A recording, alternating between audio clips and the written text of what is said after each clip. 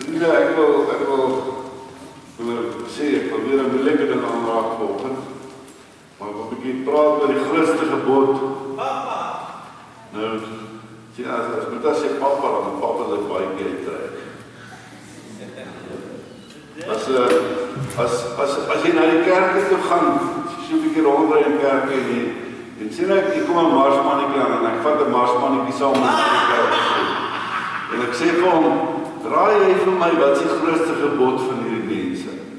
In party kerke sal hy sê die grootste gebod is, jy mag nie sonde doen nie. Daai ouens praat net oor sonde. Sonde is hulle grootste ding.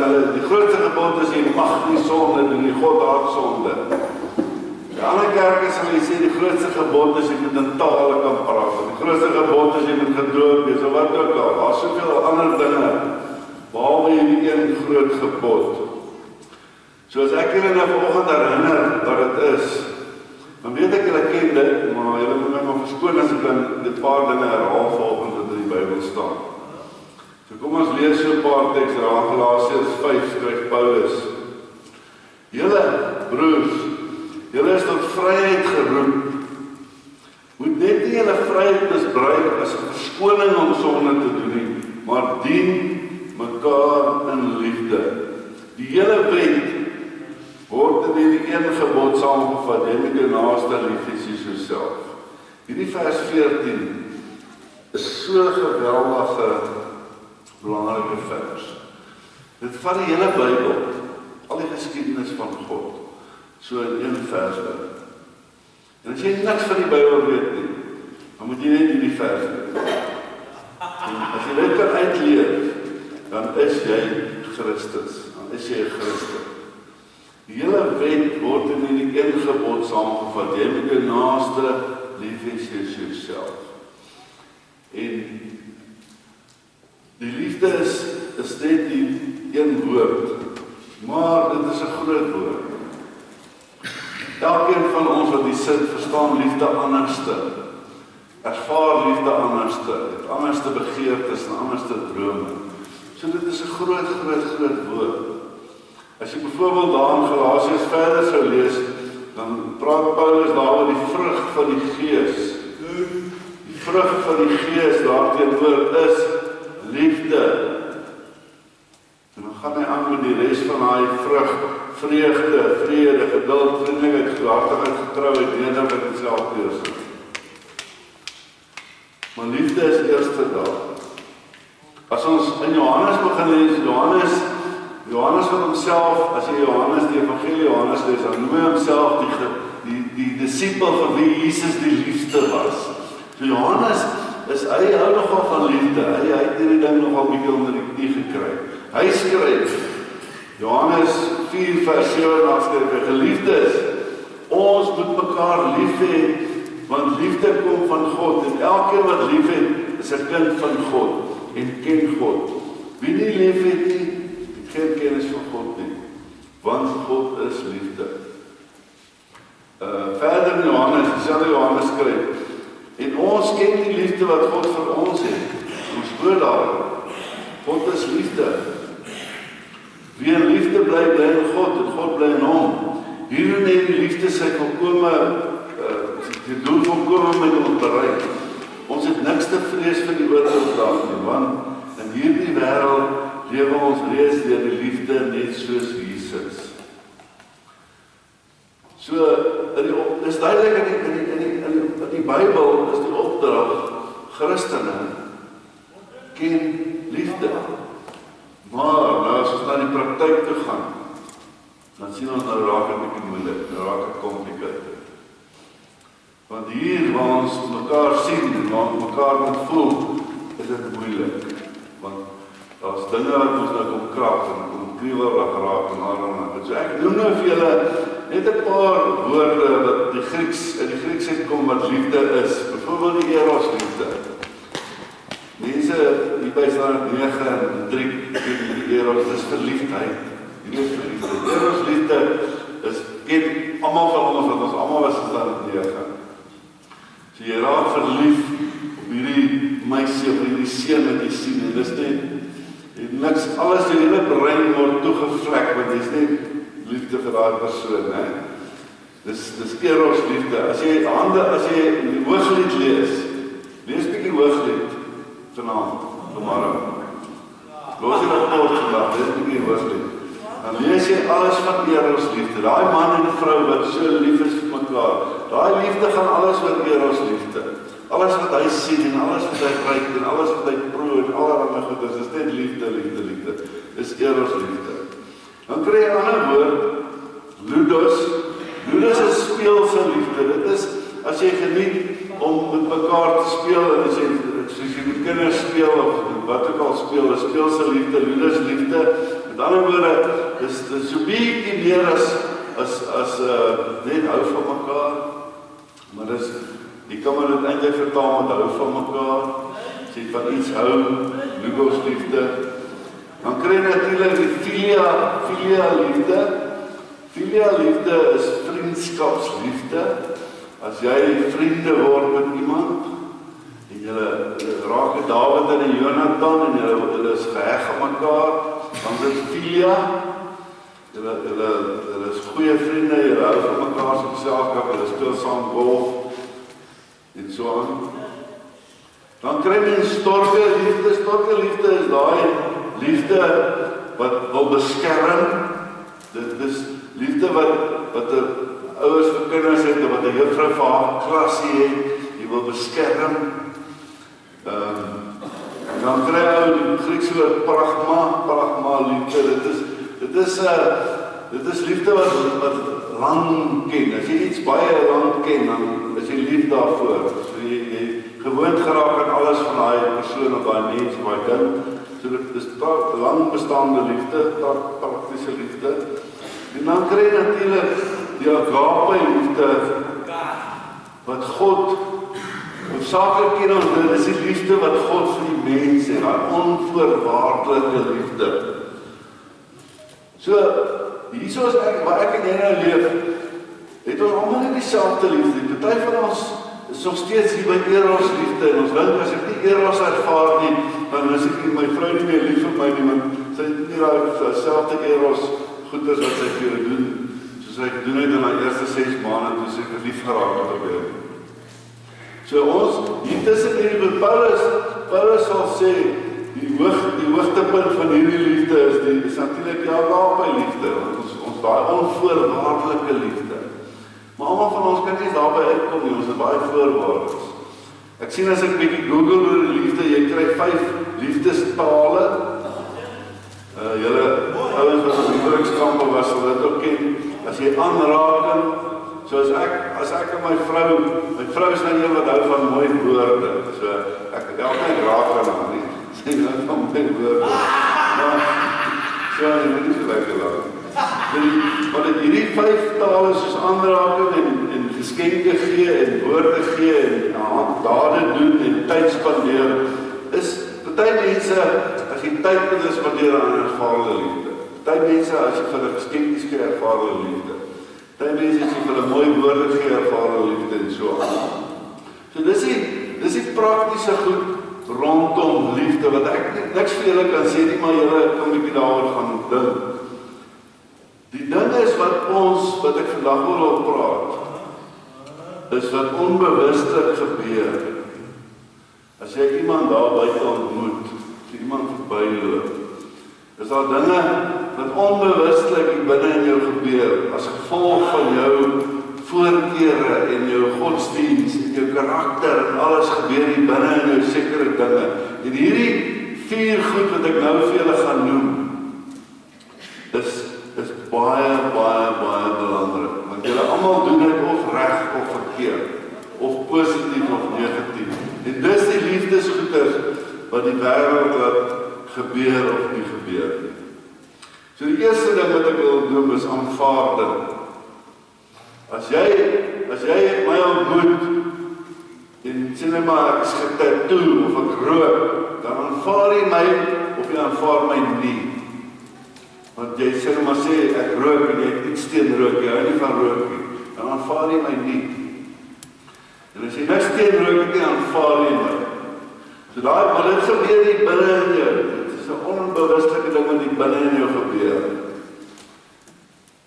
So, jy kan in enige twee van die kante toe val. Die volgende ding wat jy kan nie binne in jou laat gebeur is, jy kan daai persoon wat rook, kan jy herken, jy sê man, jy's 'n roker, dis verkeerd om te rook, dit is fout met rook, ek het 30 jaar self gerook, of wat ook al. Jy herken daai mens as 'n skepping, as 'n bestaande mens, of jy verwerk dit. Jy sê jy wil niks te doen nie met rokers nie. Jy verwerk daai persoon wat rook. As jy rook stink, staan daai kant toe. Die derde ding wat jy kan doen is, jy kan waardering daarvoor hê. Jy kan vir jou sê, luister, dit vat baie om te rook, en dit kos baie geld. Jy kan verslaaf raak daar. Ja, jy het waardering vir 'n ou wat soveel moeite laat, weet wat ook al, jy waardeer dit. Of, jy sê vir die ou, jy haat dit. Wat ouens wat rook, hulle stank, hulle het geen respek nie, hulle gooi hulle stokkies in hulle vol. Wat ook al. En die vierde ding, is jy kan daai ou 'n bietjie eer gee. Jy kan 'n bietjie eer gee, jy kan hom 'n bietjie aansien gee. Hierdie 4 goeders is die dinge wat mense ervaar onbewustelik en hulle vertolk dit as liefde of haat. En ons doen hierdie goeders positief of negatief op grond van jou opvoeding, of op grond van jou godsdiens, of op grond van watter redes jy ook al mag hê. En ek gaan nou 4 kategorieë gee, jy kan nou iewers 'n bietjie maar hier inpas. Die eerste kategorie is, jy kan, as jy in die ontvangkant is, van hierdie 4 goeders, en jy kry hierdie goeders. In ander woorde, mense aanvaar jou as 'n persoon, wie jy is. As jy dit kry, dan verhoog jy jou selfbeeld. As jy aanvaar word vir wie jy is, en as jy erken word vir wie jy is, en as jy bietjie waardeer word vir wie jy is, en as jy bietjie eer kry vir wie jy is, dan verhoog jy jou selfbeeld. So as jy hierdie 4 goeders kry, dan voel jy jou bors 'n bietjie breër. Jy voel jou hele persoonlikheid verhelder. Jy is 'n bietjie meer van jouself, want jy weet mense aanvaar dit. Jy weet mense herken jy weet mense waardeer dit. So jy daar, dit wat jy is jy so 'n bietjie meer van. Jy raak gemaklik in jou eie vel. Jy ontspan. Jy loop nie met vrae van wat as en wat hoekom en allerlei goeders nie. Jy begin 'n natuurlike weerstand ontwikkel wat teen aanslag van die lewe, want jy is gemaklik, omdat jy gemaklik met jouself, as jy het 'n natuurlike weerstand ontwikkel teen van die aanslag teen die lewe. Jy raak 'n aanwins vir die lewe. En as jy in daai gemaklike posisie is, dan pleeg jy nie maklik wandade nie. Ja, want dit is gemaklik. Dit is ontspanning. En dis waar hierdie ding van jy met jou naaste liefde jouself gaan kom. As ons mense so kan laat voel soos hierdie, ons hierdie goed kan gee, en almal kan so voel, dan gaan die wêreld 'n ander plek. Die probleem is nou, as jy dit nie kry nie, die ander kant van hierdie saak, as jy dit nie kry nie, as jy nie aanvaarding kry nie, jy kry nie erkenning nie, jy kry nie waardering nie, jy kry nie eer nie, as jy baie plek beland, jy kry dit nie, willens of wetens, of het nou aspres of nie aspres is nie, as jy dit nie kry nie, dan raak jy teruggetrokken. Want jy weet, jy word nie heeltemal aanvaar en erken en waardeer, so jy raak 'n bietjie teruggetrokken. Jy raak skaam. Jy begin met langer tye begin jy ly aan depressie. Jy raak onderhewig aan siektetoestande wat jy nie self eens weet wat dit is nie. En jou persoonlikheid begin wandade pleeg. Want as jy normaal is, word jy nie ervaar nie. So nou doen jy hierdie ander dinge, wat vir jou self maar 'n bietjie, jy weet nie of jy op of aardig is nie, maar dit gee jou satisfaksie, dit gee nie satisfaksie nie. So jy begin waarna pleeg, en uiteindelik kan jy ook afhanklik raak van substansieafhanklikheid. So wat ons nie weet nie, die feit dat ons mense nie aanvaar nie en erken nie en waardeer nie en bietjie eer en aansien gee nie, is dit ons skuld, omdat ons hulle nie lief het soos onsself nie, dat hulle in hierdie toestande beland. En dan ons weet die toestande bestaan, maar ons dink, dis daai mense se swakheid, dat hulle daar bestaan. Ons dink is hulle vrotgeit, dat hulle daar beland het. Wys nie vir hulle na dit toe. En dis 'n groot probleem in die wêreld. Die volgende twee dinge, jy kan nou weer eens na een kant toe kry. Jy kan 'n mens wees wat hierdie goed gee, of jy kan 'n mens wees wat hierdie goed nie gee. As jy dit gee, as ek hierdie man hier so aanvaar, of Kobus aanvaar, né, ongeag wie wat hulle is, en ek erken hulle, en ek waardeer hulle, en dan skei my liggaam happy hormones af, endorfine. Steek aptekers ken die woord, maar dit is endorfine. Happy hormones, jou liggaam skei dit af. Hy skei dit ook af, daar is die woord endorfine. Hy skei dit ook af as jy baie lag, Boeta het te veel daarvan. Hy skei dit ook af as jy baie oefening doen vir die ouens wat vandag bekommerheid is, hulle het baie daarvan. So van kommerheid gepraat, ek sê vandag my 36ste kommerheid wat ek mis. So. Maar as jy baie oefening doen, skryf jy ook dit finans. So as jy hierdie goeders doen, in jou onderbewustelike, maak dit jou 'n meer gesonde mens. As jy hierdie goed nie gee nie, as jy nie mense herken onvoorwaardelik nie, as jy mense nie aanvaar onvoorwaardelik, as jy nie waardeer onvoorwaardelik, as jy hulle nie eer onvoorwaardelik nie, dan raak jy veroordelend. Jy raak veroordelend, jou hart begin so bietjie van 'n harde dopie omkry. Jy begin 'n opinie vorm oor rook en oor nie rook nie. Wat is jou opinie oor rook? Jy is spik of teen wat ook al. Jy begin 'n opinie daaroor vorm. En die wêreld, en ons wat dink is okay om opinies te vorm. Dan wil ek sommer op hierdie vraag vir julle vra, wat is jou opinie? Wat is jou opinie? Het Jesus daaroor gehad? Wat was sy opinie daaroor? Ons wat Christen is, ons praat nie van ander gelowe, ons praat van Christene. Wat is jou opinie het Jesus daaroor gehad? Voor jy nou so sterk opinie uit te dra. Die wêreld is vrot van opinies. En dit bring nie 1 millimeter waarde in hierdie wêreld van vandag nie. Geen opinie het nog niks waarde toegevoeg nie. En ons is vrot van opinies. Die wêreld sê vir ons, en die kerk sê vir jou, jy moet standpunt inneem. Jy moet standpunt inneem. Nou kom ek gee vir 'n voorbeeld van standpunt inneem. En dit is nou persoonlik, want dit is ons goeders. Die NG Kerk het standpunt ingeneem. Hulle het soveel standpunt ingeneem, dat hulle besig is om aan 2 te verdeel, soveel standpunte het hulle. Maar hulle neem standpunte. Gaan begin standpunt inneem. Want dit is ons grootste gebod. Die grootste gebod is, kom ons neem standpunte.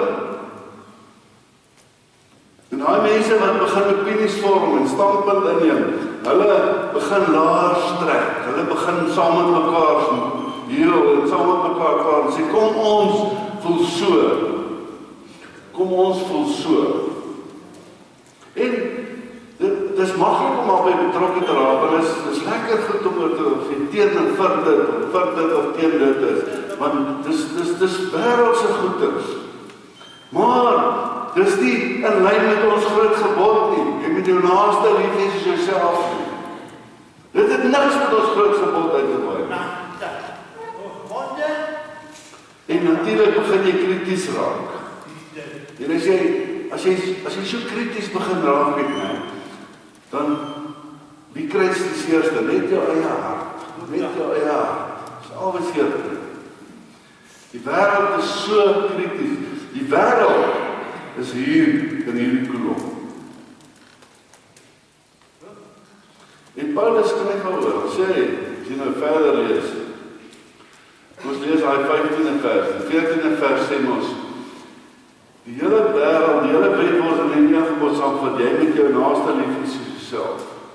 Hy sê, maar, julle, wat sê vir die gelowiges, julle byt en verskeur mekaar. Pas op dat julle mekaar nie later heeltemal verslind nie.